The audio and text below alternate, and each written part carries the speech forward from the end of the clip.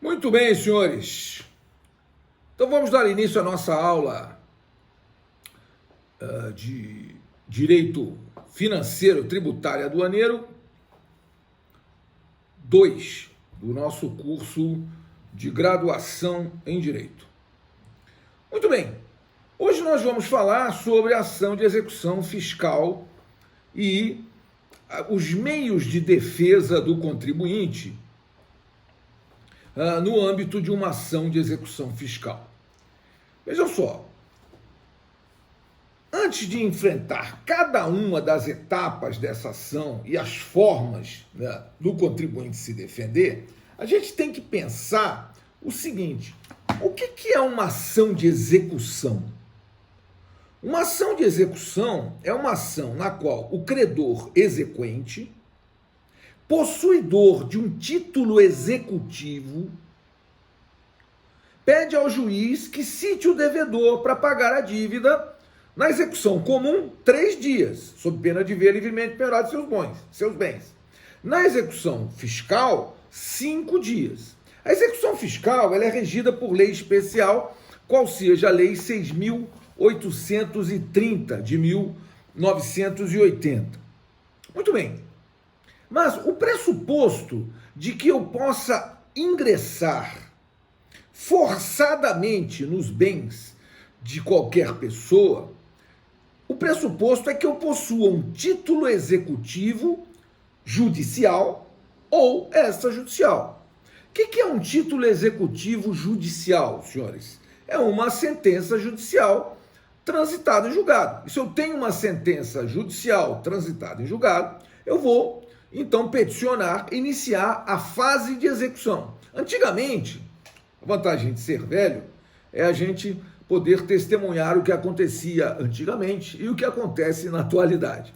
Antigamente, quando terminava a ação de conhecimento, o advogado tinha que mandar citar o executado de novo. Às vezes o sujeito sumia. Eu precisava citar o cara. Começava um processo, tinha que citar. Agora não. Agora eu não preciso citar. Por quê?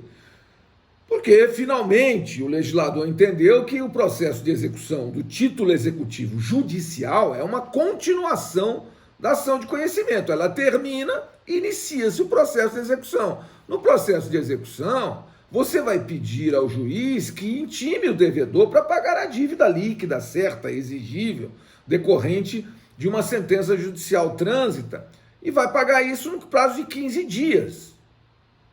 Execução judicial. E aí vai intimar esse executado na pessoa do seu advogado. Normal. Muito bem. Mas, e se a execução é decorrente de título executivo extrajudicial?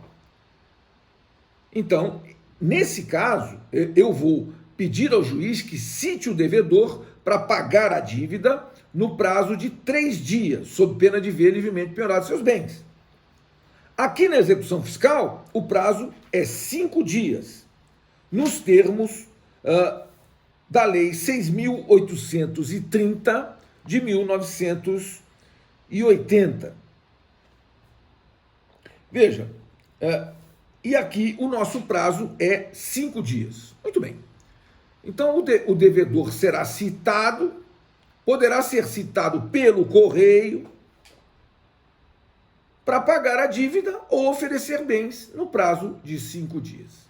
Mas o que me dá esse direito? Vejam, senhores, é preciso refletir bastante sobre essa questão. O que me dá o direito de pedir ao juiz que cite o devedor para pagar a dívida em 5 dias, sob pena de ver livremente penhorado seus bens?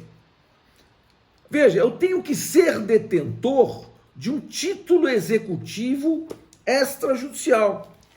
O que é um título executivo extrajudicial? É um documento que, por si só, veja, em face de sua literalidade, me dá esse direito. E os documentos que, em face de sua literalidade, permitem ao credor pedir ao juiz que cite o devedor para pagar a dívida em 3 dias na execução comum, 5 dias na execução fiscal, sob pena de ver livremente penhorados seus bens, tem que preencher os requisitos formais do artigo 784 do Código de Processo Civil, que diz: são títulos executivos extrajudiciais. E aí traz um elenco de títulos aqui: a letra de câmbio, a nota promissória, a duplicata, a debênture e o cheque. A escritura pública ou outro documento público assinado pelo devedor, o documento particular assinado pelo devedor e por duas testemunhas. Aí vai trazendo o elenco aqui. Chega aqui no inciso 9 do artigo 784, ele diz: a certidão de dívida ativa da Fazenda Pública da União, dos Estados, do Distrito Federal e dos municípios, correspondente aos créditos inscritos na forma da lei. Então, primeiro pressuposto: o único documento que instrui a petição inicial da ação de execução fiscal é a CDA, a certidão da dívida ativa. Por quê? A CDA é um título executivo extrajudicial, ou seja, é um documento que por si só, em face de sua literalidade, autoriza o credor a pedir ao juiz que cite o devedor para pagar a dívida, sob pena de ver livremente penhorados seus bens. Ora, isso não é pouca coisa, senhores. Vejam só e observem. Os artigos 201 e seguintes do Código Tributário Nacional, eles estabelecem os requisitos da CDA. Então, o 201, ele diz que constitui dívida ativa tributária proveniente de crédito dessa natureza, regularmente inscrita na repartição administrativa competente, depois de esgotado o prazo fixado para pagamento pela lei ou por decisão final proferida em processo regular. Parágrafo único. A fluência dos juros de mora não exclui para os efeitos desse artigo a liquidez do crédito. E aí, o artigo 202 traz o elenco de requisitos formais. Veja, o termo de inscrição da dívida ativa autenticado pela autoridade competente indicará obrigatoriamente o nome do devedor, sendo o caso dos corresponsáveis, a quantia devida, a maneira de calcular os juros de mora, a origem e a natureza do crédito, mencionado especificamente a disposição de lei em que seja fundado, a data em que foi inscrita, sendo o caso o número do processo administrativo. A certidão conterá, além dos requisitos desse artigo, a indicação do livro e da folha de inscrição. Muito bem, então o que eu quero que os senhores observem é o seguinte: um título executivo extrajudicial é um documento, como eu já disse, que em face de sua literalidade autoriza a ação de execução de título executivo extrajudicial. A ação de execução fiscal é uma ação de título executivo extrajudicial. Muito bem. Agora, observem o seguinte, vejam, e aí a gente, no dia a dia, na vida, mesmo na academia, mesmo na universidade, a gente não para refletir sobre determinados pontos que temos que refletir. Quais sejam? Observem.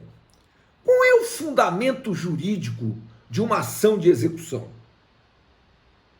Veja só. Observe o seguinte, vamos imaginar a seguinte situação. Você me dá um cheque, eu te dou um cheque. Você tem um carro, eu gosto do seu carro. Pergunto, você quer vender o carro? Você fala, quero. Eu vou. Então, quanto você quer no carro? 200 mil reais. Eu digo, perfeitamente. Vou fazer um cheque para você de 200 mil reais. E aí te faço um cheque. E você me entrega o carro e transfere o documento. Muito bem. Ao fazer o cheque, eu cometo um pequeno equívoco e erro lá na data do cheque. Eu falo, ó, Santos, 3 de novembro de 2019. Ih, cara, eu errei, é 2020. Aí eu, enfim, faço uma rasurinha ali, transformo um num 2, transformo um 9 num 0, virou 2020. É uma rasura, pequena rasura. E aí, eu fico com o seu carro, você pega o meu cheque. Você vai lá no banco, deposita o cheque volta sem fundos. Aí você me liga, eu te peço mais um prazo, você vai lá, passa o prazo, você reapresenta o cheque volta de novo sem fundos. Aí você vai num colega seu, que ele já se formou no ano passado, e fala, pô, precisamos executar o FIUSA porque é um absurdo, né? Vendi o carro pro cara, o cara me deu o cheque voltou 2 vezes. Sem fundo, conta encerrada. Aí você promove uma ação de execução de título executivo extrajudicial no valor de R$200 mil. E pede que eu seja citado para pagar a dívida no prazo de 3 dias, sob pena de ver livremente penhorado seus bens. Eu ofereço a penhora um automóvel que é meu, que você me vendeu, mas agora é meu, porque você transferiu a propriedade do veículo para mim. Eu vou lá, ofereço o automóvel à penhora e ofereço embargos à execução fiscal.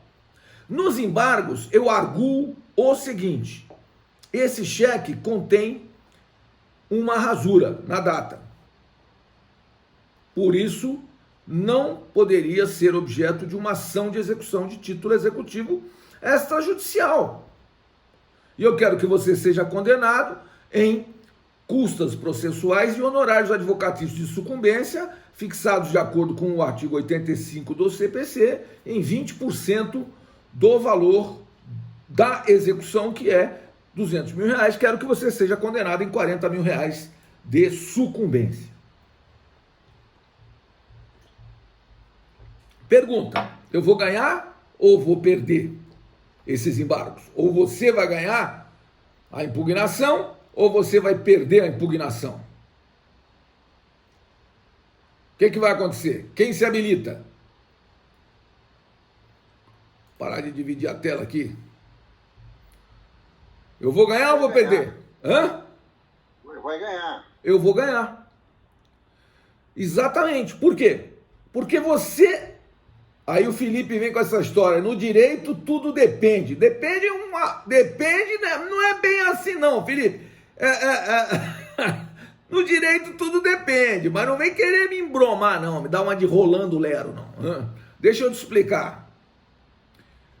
O João tá certo, eu vou ganhar esses embargos. Por que eu vou ganhar esses embargos? Por uma razão muito simples, senhores. Porque, de fato, você não poderia ter entrado com uma ação de execução de título executivo extrajudicial. Porque aquele cheque, com pequeníssima rasura, ele não é mais um título executivo extrajudicial. Por quê? Título executivo extrajudicial é o documento que, por si só, e em face de sua literalidade, permite a ação de execução de título executivo extrajudicial. Nós todos temos a mania, e é um erro pensar assim, que nós temos o direito em face da relação jurídica subjacente. Você o tempo todo fica pensando, menos o João, que respondeu corretamente, você o tempo todo fica pensando o seguinte: peraí, mas tu não vendeu o carro, caloteiro dos infernos? Tu não vendeu o carro, tu não comprou o carro do cara e tu deu-lhe um cheque sem fundos? Quer dizer, você não vai pagar o carro, você vai pagar o carro ou não vai pagar o carro? Veja, isso não tem nenhuma relevância. Se você quisesse receber, poderia receber com uma ação, ter proposto uma ação monitória, dizendo assim: vendi o carro para esse caloteiro aqui, ele me deu esse cheque. Só que esse cheque tem rasura, não pode ser executado. Então, eu quero que o juiz decrete que eu tenho o direito de receber o valor referente a esse cheque, que é de R$200 mil, decorrente da venda de um veículo que eu fiz para ele, entreguei o veículo e não recebi o preço. E o juiz vai decretar, eu vou ficar devendo, vou ter que pagar. Mas ação de execução de título executivo extrajudicial, você não tem. E por mais obsceno que possa parecer, eu vou ganhar esses embargos. Porque você foi imprudente. Você não poderia ter entrado com uma ação de execução de título executivo extrajudicial por causa daquela pequeníssima rasura. Vejam, é assim. Então o que eu quero lhes mostrar? Eu quero lhes mostrar que existe uma autonomia entre a cártula, entre o título executivo extrajudicial e a relação jurídica que que eventualmente ensejou a sua emissão. Uma coisa é a relação jurídica, negócio jurídico de compra e venda. Outra coisa é a emissão do documento. Eles estão relacionados? Estão. Mas isso não tem nada a ver com a ação de execução. Você tinha contra mim uma ação de conhecimento e entrou com uma ação de execução, errou, vai tomar chumbo, vai pagar 40 mil reais de sucumbência. Essa é a questão. Agora, e aqui para a gente trazer a questão para a Fazenda Pública, eu vou voltar a dividir a tela com vocês. Onde é que está? Ah, está aqui. Muito bem, então olha só, o artigo 203, veja que o artigo 201 diz o pressuposto da inscrição na dívida ativa, o artigo 202 traz os requisitos formais da CDA, e o artigo 203 diz o seguinte: a omissão de quaisquer dos requisitos previstos no artigo anterior ou o erro a eles relativos são causas de nulidade da inscrição e do processo de cobrança dela decorrente. Vírgula. Mas a nulidade poderá ser sanada até a decisão de primeira instância, mediante substituição da certidão nula, devolvido ao sujeito passivo, acusado ou interessado, o prazo para a defesa, que somente poderá versar sobre a parte modificada. Veja, é uma característica especialíssima da CDA. É como se nesse processo de execução você dissesse: ah, tudo bem, esse cheque tem rasura, mas espera aí que eu vou substituir ele, que eu tenho outro cheque sem rasura. Isso seria inimaginável numa execução comum. Mas a Fazenda Pública pode sim substituir a CDA ou emendar a CDA até aqui, até a sentença de primeiro grau. Olha que absurdo. E foi justamente por causa dessa prerrogativa especialíssima da Fazenda Pública que a doutrina e a jurisprudência construíram a figura jurídica da chamada exceção de pré-executividade. Porque, veja, se a Fazenda Pública pode substituir ou mesmo emendar a CDA até a decisão de primeiro grau aqui, no seu oferecer embargos, ora, então, não adianta eu ter que ter meus bens constritados, ou seja, haver uma constrição judicial dos meus bens, para que eu possa oferecer embargos e então dizer que a CDA tem um defeito, e aí a Fazenda vai, altera a CDA.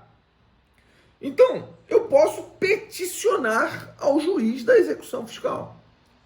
E eu posso peticionar com base no meu direito constitucional de petição. O direito de petição, senhores, está assegurado pelo artigo 5º, inciso 34, letra A da Constituição Federal. Vejam o que diz o artigo 5º, inciso 34, letra A. Ele diz que são a todos assegurados, independentemente do pagamento de taxas, esse é o artigo 5º, inciso 34. Letra A, o direito de petição aos poderes públicos em defesa de direitos ou contra ilegalidade ou abuso de poder. Então, se eu tenho o direito de fazer uma petição aos poderes constituídos, por que eu não tenho o direito de fazer uma petição ao juízo da execução fiscal? Claro que eu posso. Eu, através de uma petição, que a doutrina e a jurisprudência houveram por bem chamar de exceção de pré-executividade, eu vou me defender na ação de execução fiscal, independentemente de oferecer embargos. Porque o pressuposto dos embargos, vocês estão vendo um fluxograma aqui, o pressuposto do oferecimento de embargos é que tenha havido penhora, depósito ou fiança. Porque sem penhora, depósito ou fiança, eu não posso oferecer embargos. Então, a doutrina e a jurisprudência se cristalizaram para dizer o seguinte: olha, a exceção de pré-executividade pode sim ser objeto de defesa, o contribuinte pode se defender pela via da exceção de pré-executividade. Só que como se trata de uma petição, uma simples petição no processo de execução, o que a jurisprudência do STJ acabou por se cristalizar? Se cristalizou no sentido de que é possível? Sim, é possível, mas não é possível discutir via exceção de pré-executividade matéria que demande ampla dilação probatória. Ou seja, só é possível de ser discutida via exceção matéria que o juiz possa conhecer e julgar, chamada matéria cognoscível primo ictu oculi, ou seja, matéria que o juiz possa decidir a partir do simples exame dos autos. A propósito disso, é a súmula 393 do Superior Tribunal de Justiça. Vejam o que diz a súmula 393. Ela diz: a exceção de pré-executividade é admissível na execução fiscal relativamente às matérias conhecíveis de ofício que não demandem dilação probatória. Ou seja, se a matéria demandar dilação probatória, não pode ser discutida pela via da exceção de pré-executividade. O que é uma matéria que demanda dilação probatória, senhores? Pensem nisso. Veja, imagine você, vamos discutir, por exemplo, o valor venal de um imóvel. Eu tenho uma execução fiscal, proposta pela Fazenda Pública, que está com uma certidão da dívida ativa e executando o IPTU de um imóvel, só que o meu imóvel é um humilde, um barraquinho lá no dique da Cacheta. E o valor da execução fiscal é uma execução fiscal de R$10.000 de IPTU. Porque o valor venal que a prefeitura atribuiu ao meu imóvel é um valor de R$1 milhão. E meu imóvel não vale R$1 milhão. Tudo bem, meu imóvel não vale R$1 milhão. Mas eu posso discutir isso pela via da exceção de pré-executividade? Resposta: não posso discutir isso pela via da exceção de pré-executividade por uma razão muito simples. Qual seja, eu, para provar que o meu imóvel não vale o que o poder público diz que ele vale, eu tenho que fazer uma perícia técnica de engenharia. Eu preciso produzir um laudo pericial provando que o meu imóvel vale muito menos do que a prefeitura diz que ele vale. E somente um laudo de engenharia pode provar isso. Uma foto do meu imóvel não prova que o valor dele não é esse. Pode até ser o início de prova, mas não é a prova. A prova é o laudo. Então, não posso discutir valor venal de imóvel pela via da exceção de pré-executividade. Por quê? Essa matéria demanda dilação probatória e nenhuma matéria que demande dilação probatória poderá ser objeto de discussão pela via da exceção de pré-executividade, pelos motivos que disse. Quais sejam? Trata-se de simples petição no processo de execução. Mas essa petição não pode se destinar a produzir uma ampla prova, como, por exemplo, ouvir testemunhas, produzir uma prova técnica, por exemplo, pericial contábil, né? Algo que seja complexo. A prova tem que ser simples. Por exemplo, a juntada de um documento aos autos. É possível. Eu faço a prova do pagamento. Vem uma execução fiscal que eu já paguei. Eu vou juntar o recibo de pagamento e vou entrar com exceção de pré-executividade. E o juiz vai dizer, realmente, está aqui o recibo. Será que eu preciso ter um bem meu penhorado para poder provar que eu já paguei? Claro que não. Então, foi por isso que a doutrina e a jurisprudência construíram a figura do Código a figura da exceção de pré-executividade. Sim, porque o Código Civil de 73, ele não falava uma linha sobre exceção de pré-executividade. Em compensação, o Código Civil de 2015, aí sim, o Código de 2015 não fala nenhuma linha sobre exceção de pré-executividade. É incrível, né? No entanto, exceção de pré-executividade já é um instituto bastante amadurecido no direito, no que diz respeito à defesa do executado na execução. Cabe exceção de pré-executividade na execução comum, cabe exceção de pré-executividade na execução fiscal. A propósito disso, a súmula 392, uma anterior a 393, ela diz: a Fazenda Pública pode substituir a certidão de dívida ativa até a prolação da sentença de embargos, quando se tratar de correção de erro material ou formal, vedada a modificação do sujeito passivo da execução. Veja, porque a CDA pode ser substituída por um erro formal, pode, mas não a ponto de chegar e falar, não, a execução era contra o Zé. Não, mas não é mais contra o Zé, agora é contra o Joaquim. Não, isso também não dá, né? Para redirecionar o polo passivo da execução fiscal, aí também já seria demais. Então, por isso a súmula 392, porque a Fazenda entende que se eu posso substituir, então vou substituir até para alterar o polo passivo da execução. Não, alterar o polo passivo da execução não é possível pela substituição da CDA. Mas vejam, é uma questão bastante interessante. Por quê? Porque, primeiro, a gente não parou para refletir qual é o fundamento jurídico da execução. O fundamento jurídico da execução não é a relação jurídica que ensejou a sua emissão. O fundamento jurídico da execução é a literalidade do título executivo extrajudicial, que goza dos requisitos de liquidez, certeza e exigibilidade. Porém, esses requisitos são apenas relativos, ou seja, a liquidez, a certeza e a exigibilidade do título gozam de uma presunção. Mas essa presunção é relativa ou é absoluta? Essa presunção, senhores, é relativa, por causa da redação do artigo 204 do Código Tributário Nacional, que diz: a dívida regularmente inscrita goza da presunção de certeza e liquidez e tem o efeito de prova pré-constituída.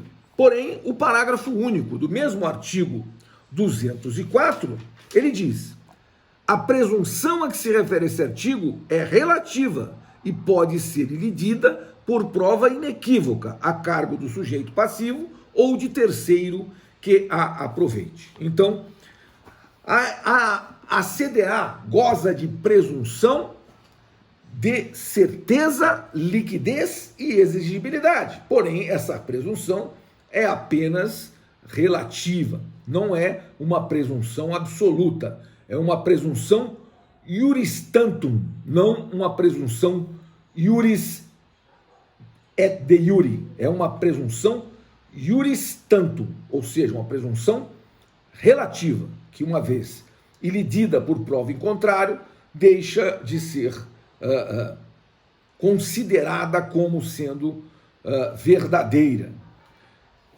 1 minuto para eu trocar a gravação, já volto em seguida. 1 minuto, por